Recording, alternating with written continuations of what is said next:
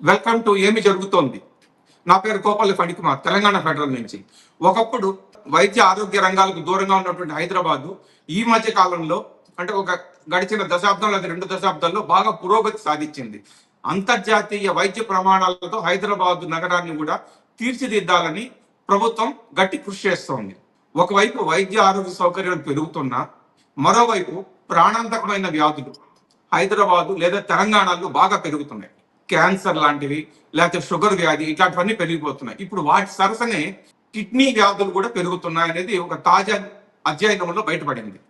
దీనికి సంబంధించి మనతో ఈ కిడ్నీ సంబంధిత వ్యాధులు, దాని నివారణ, ముందు జాగ్రత్తలు, ఇవన్నీ కూడా మనకు చెప్పడానికి ఉస్మానియా ఆసుపత్రిలో ప్రొఫెసర్గా పనిచేసిన డాక్టర్ కిరణ్మయ్ గారు మనతో ఫెడరల్ తెలంగాణకు వచ్చారు గెస్ట్ గా. నమస్తే డాక్టర్ గారు. ఈ కిడ్నీ తెలంగాణలో ఎందుకు పెరుగుతోంది? నమస్తే అండి. ఇవాళ నన్ను మీ అతిథిగా పిలిచి ఇవన్నీ తెలుసుకోవాలని నాకు ఉత్సాహంగా అడుగుతున్నందుకు చాలా సంతోషంగా ఉందండి. మీ ద్వారా నేను జనంలోకి కొన్ని విషయాలు చెప్పదలుచుకున్నాను. ముఖ్యంగా ఏంటంటే తెలంగాణలో కిడ్నీ వ్యాధికి సంబంధించిన తీవ్రత ఎక్కువగా ఉందని ఈ మధ్య అందరూ గుర్తిస్తున్నారు. అలాగే ప్రభుత్వం కూడా అది అరికట్టడానికి చాలా ప్రయత్నాలు చేస్తూ ఉన్నారు, కొంతవరకు సఫలీకృతమైన. ముఖ్యంగా దీని బాధ్యత జనబాహుళ్యం మీదే ఉంటుందని నేను అనుకుంటాను. అంచేత జనం అందరికీ కొన్ని ముఖ్యమైన విషయాలు మనం వివరిస్తే వాళ్ళు ఈ బాధ్యత తీసుకునే ఇది వాళ్ళు చేయగలుగుతారని నేను అనుకుంటాను. ముఖ్యంగా ఇప్పుడు ఈ మధ్య కిడ్నీ వ్యాధులు పెరుగుతున్నాయని మీరు నన్ను అడిగారు. దానికి కారణం ఏంటని కూడా మీరు తెలుసుకోదలుచుకున్నారు. అయితే నేను చెప్పేది ఏంటంటే, ఇదివరకటితో పోల్చుకుంటే ఇప్పుడు మనకు షుగర్, తర్వాత అంటే డయాబెటీస్, ఇంకొకటి ఏంటంటే హైపర్ టెన్షన్ అంటే బీపీ, ఇవి రెండు కూడా జనంలో కొద్దిగా వాటి ఇన్సిడెన్స్ ఎక్కువైపోయింది. అంటే వాటి వలన బాధపడే వ్యక్తుల సంఖ్య మనకు ఎక్కువైపోయింది అనమాట.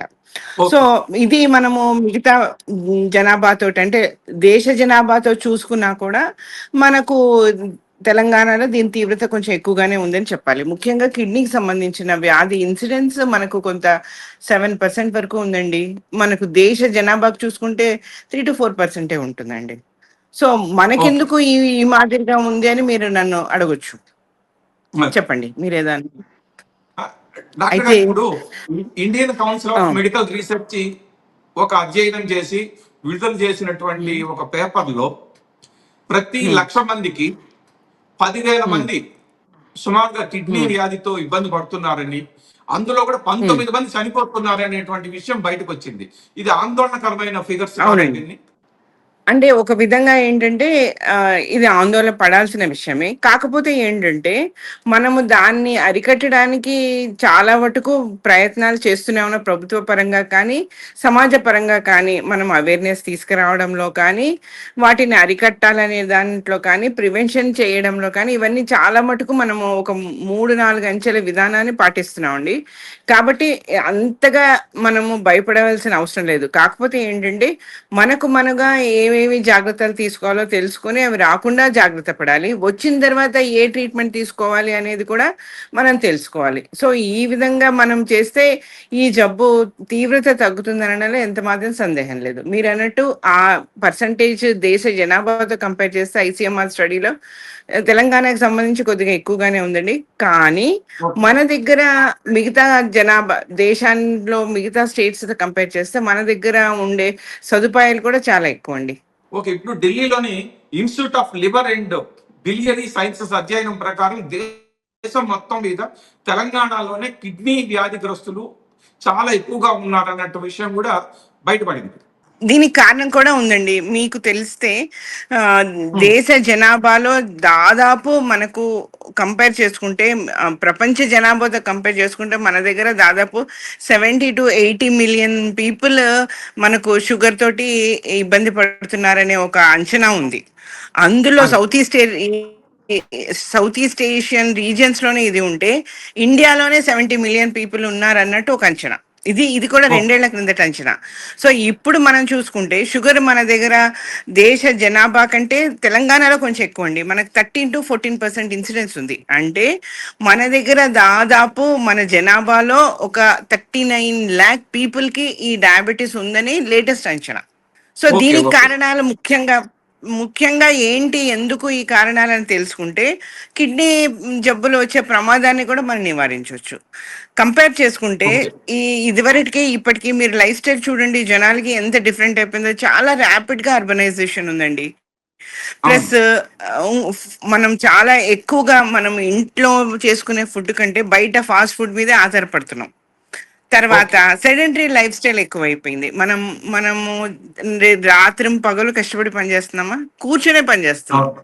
కానీ అవును. మనము యాక్చువల్ గా మనము మన దేహాకృతి, మన శరీరాకృతి కూడా మనం నడవడానికి వీలుగానే రూపొందించబడింది. కానీ మనం అది మర్చిపోయి హమేషా కూర్చుంటున్నాం. ఈ సెడెంటరీ ఓకే. లైఫ్ స్టైల్, తర్వాత rapid urbanisation, fast food okay. ఎక్కువగా కన్సూమ్ చేయడము, షుగరీ ఫుడ్స్, తర్వాత ఏమంటారు ఎంటీ క్యాలరీస్ ఉండే ఫుడ్స్, తర్వాత ఓకే. టైమింగ్స్ లేకుండా ఇవి తీసుకోవడం, ఇవన్నీ కూడా మనకు తెలంగాణలో ఎస్పెషల్లీ డయాబెటీస్ ఇన్సిడెన్స్ ఎక్కువ చేస్తుందండి. సో ఒక్కసారి డయాబెటీస్ వచ్చిందంటే ఆ డయాబెటీస్ ఓకే. మీకు బాడీలో ఉండే రకరకాల ఆర్గాన్స్ అన్నిటిని దెబ్బతీయడం మొదలు పెడుతుంది. మనం సరిగ్గా ఓకే. జాగ్రత్త తీసుకోకపోతే చాలా ర్యాపిడ్ గా మనం మిగతా వ్యాధుల బారిన పడిపోతాం. ఇప్పుడు షుగర్ కి కిడ్నీకి ఉన్న సంబంధం ఏంటో చెప్తారా? ఖచ్చితంగా. మీరు షుగర్ ఒకసారి వచ్చిందంటే మనం మందులు వేసుకున్నా, మనము స్వీట్ తిన్నా పర్వాలేదు అనుకుంటా. నేను జనంలో ఉండే ఒక అపోహ చెప్తున్నాను. అదే. టాబ్లెట్ వేసుకున్నా మనం ఒక స్వీట్ తినొచ్చు, లేదా ఇంకొకటి ఏదైనా తినొచ్చు, ఇలాగే ఉండొచ్చు అనుకుంటారు. అయితే ఆ స్లోగా బాడీలో ప్రొడ్యూస్ చేయబడిన ఇన్సులిన్ మనకు చాలా డెఫిషియన్సీ అవ్వడం మూలాన మనకి షుగర్ అనే జబ్బు వస్తుంది కదా. సో మనం ఏం చేస్తామంటే టాబ్లెట్ వేసుకుంటే సరిపోతుంది, లేదా కంట్రోల్ సరిగ్గా చేయకుండా ఆ సెడెంటరీ లైఫ్ స్టైల్ అట్లే ఉండి ఆ షుగర్ ని మనం కంట్రోల్ పెట్టుకోకపోతే మన all organs will be affected. అంటే మన లోపల ఉండే హార్ట్ కానీ, కళ్ళు కానీ, కిడ్నీలు కానీ ఓకే. అవన్నీ కూడా దెబ్బతినడం మొదలు పెడతాయి. So okay. స్లోగా మీరు ఒక 5 సంవత్సరాలు అయ్యేసరికి ఇవన్నీ దెబ్బతింటాయి. ఇంకొకటి ముఖ్యమైన విషయం ఏంటంటే మనకు షుగర్ ఉందని తెలిసేటప్పటికే మన ఆర్గాన్స్ ఎప్పటి నుంచో మనకు షుగర్ ఉండొచ్చు. కానీ మనకు ఓకే. తెలియడం చాలా లేట్ గా తెలుస్తుంది. సో ఆ బాడీలో ఉండే ఆ మెల్యూ అంతా షుగర్ తో ఉంటుంది కాబట్టి అన్ని ఆర్గాన్స్ ఓకే. దెబ్బతినడానికి అవకాశం చాలా ఎక్కువ. డాక్టర్ గారు, ఇప్పుడు ఒక చెప్పండి. వ్యక్తికి కిడ్నీ సమస్య ఉంది అని ఉమ్. తెలుసుకోవటం ఎట్లా అసలు? దానికి మామూలుగా దెబ్బ తగిలితే చూసుకుంటారు. ఏంటంటే కాలులో చేతిలో దెబ్బ తగిలితే అవును. చూసుకుంటారు. అవును. మరి అవును. కిడ్నీ అనేది శరీరం లోపల ఉన్నటువంటి అవయవం ఇది. అది ఎలా తెలుస్తుంది కిడ్నీ అవు- సమస్య ఉంది అవును. అని? అవును.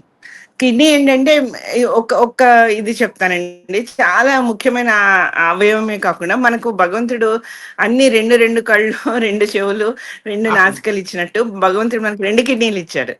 సో ఏంటంటే ఓకే. ఒక విధంగా మనకు అదృష్టము, దురదృష్టం. ఏంటంటే అ మీకు ఆ 2 కిడ్నీలు ఆఖరి వరకు పనిచేస్తాయి అనమాట. అవి అవి మీకు నిరంతరం పనిచేస్తూనే ఉంటాయి. చివరి వరకు దాని 5% ఫంక్షన్ ఉన్నంత వరకు మీకు ఏ ఇబ్బంది రాకుండా మిమ్మల్ని చూసుకోవాలని భావిస్తాయి. అంచేత మీకు ఓకే. సిమ్టమ్సే తెలియవు. మీకు అదే. తెలిసేసరికే ఆ సిమ్టమ్స్ తెలిసేసరికి మీరు ఎండ్ స్టేజ్ లో ఉంటారు. ఇంకా అదే. ఎలాంటి ఎలాంటి ఇబ్బందులతో వస్తారు అని కదా మీరు అడిగారు. చాలా అవును. మటుకు ఏంటంటే కాళ్ళ వాపులు, మొహం వాపులు. ఇదొక రకంగా వాళ్ళకి తీసుకున్న ఆహారం కానీ, తీసుకున్న నీరు కానీ బయట వెళ్ళకుండా మనకు బాడీలో ఉండిపోతుందనమాట. అంచేత చాలా మంది ఎండ్ స్టేజ్ లోనే కాళ్ళ వాపులు, మొహం వాపుతో వస్తారు.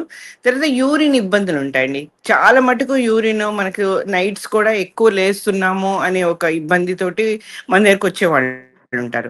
అంతేకాకుండా ఆకలి లేకపోవడము, అస్సలు తిండి సహించకపోవడము, తిండి మీకు ఇదివరకు ఎంతో ఇష్టమైన తిండి మీకు తెచ్చిపెట్టినా మీకు అసలు అది తినాలనిపించకపోవడము, తిప్పేసి వాంతి వస్తున్నట్టు ఉండడము, ఆ నాసియా ఉండడము, ఇవన్నీ కూడాను మీ కిడ్నీ జబ్బు ఉన్న లక్షణాలు. అదే కాక ఇంకా ముఖ్యంగా ఏంటంటే మీ రక్తహీనత. మీకు బాడీలో మీ హిమోగ్లోబిన్ అంటే మీ రక్తము హీనత రాకుండా చేసేది మీ కిడ్నీ. So kidney okay. జబ్బు వచ్చినప్పుడు అంటే కిడ్నీలు ఎఫెక్ట్ అయినప్పుడు మీ బాడీలో ఉండే హిమోగ్లోబిన్ డాక్టర్, ఇప్పుడు దేశం మొత్తం మీద రాజస్థాన్‌లో ప్రతి 1,00,000 మందికి 6.71 మరణాలు నమోదవుతుంటే, తెలంగాణలో మాత్రం 19.84 మరణాలు నమోదవుతున్నాయి. అవును సార్. ఇది తెలంగాణలో ఇంతవరకు ఇంత మీకు ఎక్కువగా చెప్తా. ఉండడానికి ప్రత్యేక కారణం ఏమన్నా ఉందా? ప్రత్యేక కారణం అంటూ ఏమీ లేదు సార్. మన దగ్గర వ్యాధి తీవ్రత ఎక్కువగా ఉండటం మూలాన మనకు మరణాల ఓకే. శాతం ఎక్కువ ఉంటుందని నేను భావిస్తున్నాను. కాకపోతే మన దగ్గర స- ప్రభుత్వం దగ్గర నుంచి కానీ బయట ఈ జనానికి కానీ సదుపాయాలు, డయాలసిస్ సదుపాయాలు కానీ, ట్రాన్స్ప్లాంటేషన్ ఫెసిలిటీస్ కానీ మన దగ్గర చాలా ఎక్కువగా ఉన్నాయి. ఓకే. ఈ కిడ్నీ వ్యాధి అనేది ఎక్కువగా పేద వర్గాల్లోనే బ- బాగా వస్తుందని అధ్యయనాల్లో కూడా తేలుతుంది అంటున్నారు, కరెక్టేనా? అంటే దీంట్లో 2 స్టేజెస్ ఉంటాయి సార్. అర్బన్‌లో ఉండే వాళ్ళకి షుగర్, బీపీ వలన కిడ్నీ ప్రాబ్లమ్స్ వస్తుంది. అలా కాకుండా ఓకే. 20-40 ఇయర్స్ లోపల ఉండే రూరల్ పాపులేషన్‌లో కూడా ఇప్పుడు ఓకే. సీకేడీయూ అని అంటాము. అంటే దాంట్లో ఈ షుగరు, ఈ బీపీ వలన కాకుండా అగ్రికల్చర్ లేబర్స్ కానీ, లేకపోతే ఈ వీళ్ళు గ్రౌండ్ వాటర్ యుటిలైజ్ చేసేవాళ్ళు కానీ, వీళ్ళందరికీ కొంత సీకేడీయూ పాపులేషన్ అని ఈ మధ్యనే కనుక్కున్నారన్నమాట. సో అంటే ఓకే. అది అన్నోన్ ఆరిజిన్ అంటారు. CKD of unknown origin. దీనికి పలానా కారణం అంటే ఏం లేదంటే షుగర్ కానీ బీపీ వలన కాకుండా దీని వలన ఈ మన ఇట్లా చూసుకుంటే ఎక్కువగా అఫెక్ట్ అయ్యే పాపులేషన్ రూరల్ పాపులేషన్, ఎక్కువగా ఫీల్డ్స్ లో పనిచేసే అగ్రికల్చర్ లేబరర్స్ కానీ, షుగర్ కేన్ అదే. ఫీల్డ్స్ లో పనిచేసే వాళ్ళు కానీ, అట్లా అలాంటి వాళ్ళు కొద్దిగా ఎక్కువగా ఉంటారు. వాళ్ళకే ఈ సీకేడీయూ పాపులేషన్ ఎక్కువ ఉంది. ఆంధ్రప్రదేశ్ లో చూస్తే ఈ ఉద్దానం నెఫ్రోపతి అని అంటారండి. అక్కడ శ్రీకాకుళం జిల్లాలో ఇది చాలా ఎక్కువగా ఉంది. అలాగే శ్రీలంక కానీ, తర్వాత అమెరికాలో మీసో అమెరికన్ నెఫ్రోపతి అని కానీ, ఇవన్నీ కూడా వాళ్ళు ఏం చూసారంటే హీట్ కి ఎక్స్పోజ్ అయ్యి ఈ కష్టం చేసుకునే ఈ పాపులేషన్ లో ఇలాంటి జబ్బు ఉందని వాళ్ళు కొంతగా గమనించారనమాట. అండ్ గ్రౌండ్ వాటర్ లో contaminated ground water, especially silica, తర్వాత వేరే అలాంటి హెవీ మెటల్స్ తోటి కంటామినేట్ అయిన వాటర్ కన్జ్యూమ్ చేయడం వలన ఈ మాదిరిగా వస్తుంది అనేసి వాళ్ళు కనుక్కున్నారండి. నీటి అయితే కాలుష్యము. మన దగ్గర చెప్పండి. ఖచ్చితంగా మన దగ్గర కొద్దిగా ఆ, ఇది వరకు నల్గొండలో ఉండేది కానీ ఈ మధ్య మనకు అలాంటి దాఖలాలు తగ్గాయండి. మనకు ఆ సమస్య తీవ్రత తగ్గింది, ఇన్సిడెన్స్ కూడా బాగా తగ్గింది. ఆ అంటే ఫ్లోరైడ్ ఫ్లోరైడ్ అంటే సమస్య ఎక్కువగా ఉంది. తగ్గిందంటారు మీరు? ఆ, దాని మూలాన ఈ కిడ్నీ వ్యాధులు కూడా తగ్గాయని మేము భావిస్తున్నాం. ఓకే. డాక్టర్ గారు, ఇప్పుడు ఈ కిడ్నీ వ్యాధి గుర్తించడం గురించి చెప్పారు. దానికి నివారణ చర్యలు, అవును. లేకపోతే తీసుకోవాల్సినటువంటి వైద్యము ఏమిటి, ఇటువంటివి కూడా కొద్దిగా మీరు ఏమన్నా సూచించదలుచుకున్నారా జనాలకు? ఎలా జాగ్రత్తలు తీసుకోవాలనే విషయంలో? నేను చెప్పాను కదండి. ఎలా తీసుకోవాలంటే ముందుగా కిడ్నీ జబ్బులు రాకూడదంటే మనము అర్బన్ పాపులేషన్ లో ఈ లైఫ్ స్టైల్ మోడిఫికేషన్ అనేది చాలా ముఖ్యం అండి. సెడెంటరీగా కూర్చోకుండా ఒక సిస్టమాటిక్ లైఫ్ అలవాటు చేసుకోవడము, ఎక్సర్సైజ్ చేసుకోవడము, గంటన్నర నడవడము. మనం ఎక్కడైనా సరే కూర్చోకుండా నడవడం అలవాటు చేసుకోవాలి. ఎప్పుడు ఈ ఓకే. 2 వీలర్స్ 4 వీలర్సే కాకుండా ఒక 10,000 స్టెప్స్ పర్ డే చేసేటట్టు చేసుకోవాలి. Calories okay. కూడా ఇంటి ఫుడ్ తీసుకోవడము, తర్వాత హై కార్బోనేటెడ్ డ్రింక్స్ తీసుకోవడము అవన్నీ స్టాప్ చేయాలండి. Sugary sweets, okay.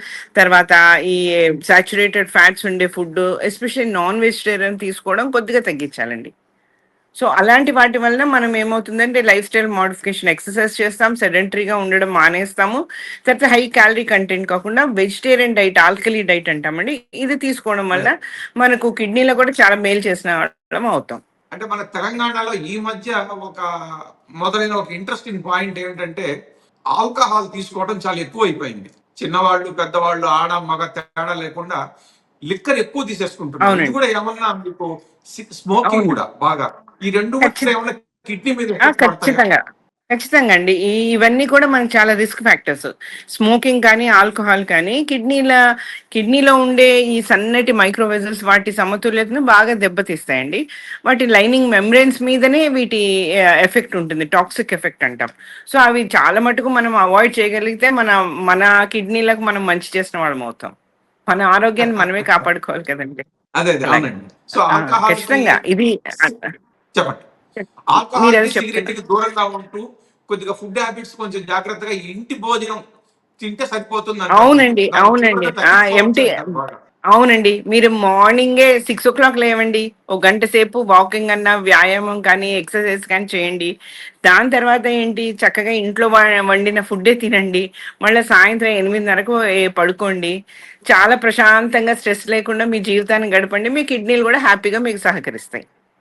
అంటే మీరు చెప్తున్నది ఆల్కహాల్ బాగానే తీసుకోకండి. వినడానికి బాగానే ఉంది కానీ ఈ ఉరుకులు పరుగుల అవునండి. జీవితంలో ఐటీ సాఫ్ట్వేర్ రకరకాల టెన్షన్లలో ఉదయం 6 గంటలకు హ్మ్. లేవడం, గంట సేపు వాకింగ్ చేయడము, ఇంటికి భోజనం తినడం, ఇవన్నీ సాధ్యమైన అసలు యువతకు ముఖ్యంగా సాధ్యమేనంటారా దైనందిన చర్యలు ఇవి? సాధ్యం చేసుకోవాలి కదండీ! ఈ మన ఆరోగ్యం మనం చూసుకోకపోతే ఎలాగా? పోనీ నైట్ షిఫ్ట్ చేస్తున్న వాళ్ళంటారా? సాయంత్రమే మీరు భోంచేసేయండి. మధ్యలో ఏమి తినకండి ఫుడ్డు. బయట ఫుడ్ ఓకే. తినకండి. ఎక్కువ క్యాలరీస్ తీసుకోకండి. నాన్ వెజిటేరియన్ తీసుకోకండి. సెడెంటరీగా ఒక గంట కూర్చుంటే, ఒక 10 నిమిషాలు, 15 నిమిషాలు నిలబడో, నడిచో ఒక రౌండ్ అట్లా వేసేసి రండి. ఎక్కడికైనా మెట్లకి వెళ్ళండి. నడిచి వెళ్తుండండి. అంటే మనం ఓకే. కాన్షియస్‌గా మన ఆరోగ్యం మనమే చూసుకోవాలి అనే ఒక డెసిషన్ తీసుకుంటే తప్పనిసరిగా మనం రక్షించుకున్న వాళ్ళం అవుతాం. సాధ్యం అవుతుందా అంటే మరి ఆరోగ్యం కావాలంటే తప్పనిసరిగా పాటించాలి కదండీ! సో ఇప్పుడు స్వీట్‌లకు కూడా కొంచెం దూరంగా ఉంటే షుగర్ వ్యాధి అనేది కొంచెం అది కూడా దూరంగానే ఉంటుందా మనకి? అంతే కదండీ! అసలు మన దగ్గర 44% ఇన్సిడెన్స్ ఇన్ విమెన్ కూడానండి.